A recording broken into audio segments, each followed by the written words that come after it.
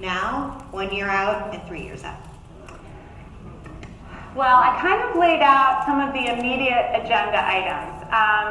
I'll tell you that the first meeting that the Blue Dot Coalition had with people outside of the caucus was with our trade unions.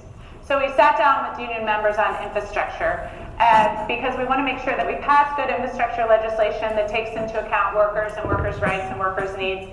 And we all agreed, vociferously, that late summer was going to be too late for a piece of infrastructure legislation. We just all know how these cycles go and how the presidential year is going to kind of swoop in. So I would like to get a piece of infrastructure legislation on the floor sooner rather than later, including support for the Gateway Tunnel project. As you know, I want to get universal background checks for gun purchases passed as soon as possible. I would like to see if we can't move forward to ensure that we don't have these rolling government shutdowns, what that piece of legislation is going to look like.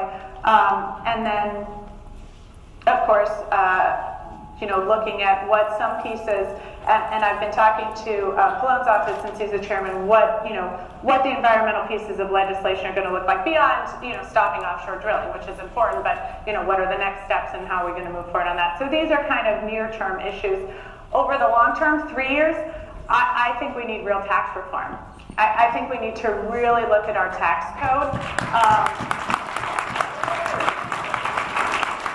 And I don't think it's just, I don't think it's just kind of moving the deck chairs around. I really think in our new economy and the future economy, we need to think about how we are going to tax this country, how we're going to have a fair tax system, especially given that, here in New Jersey, we are really being harmed in many ways by this tax code that's making it really impossible for a lot of families to stay here, to raise their kids, and a lot of people to then retire here when all their grandkids and all their families are here. So, I live in Montclair, New Jersey. There is absolutely no way when I graduated and was an ensign in the Navy, I could have afforded to live in Montclair, New Jersey. And it's not just the housing crisis, it's the taxes. It's the property taxes, for example, and now we're not deducting it for the salt, with the salt tax caps. So these are the things that I think we need to look at a real tax reform that's going to help us invest in our future economy.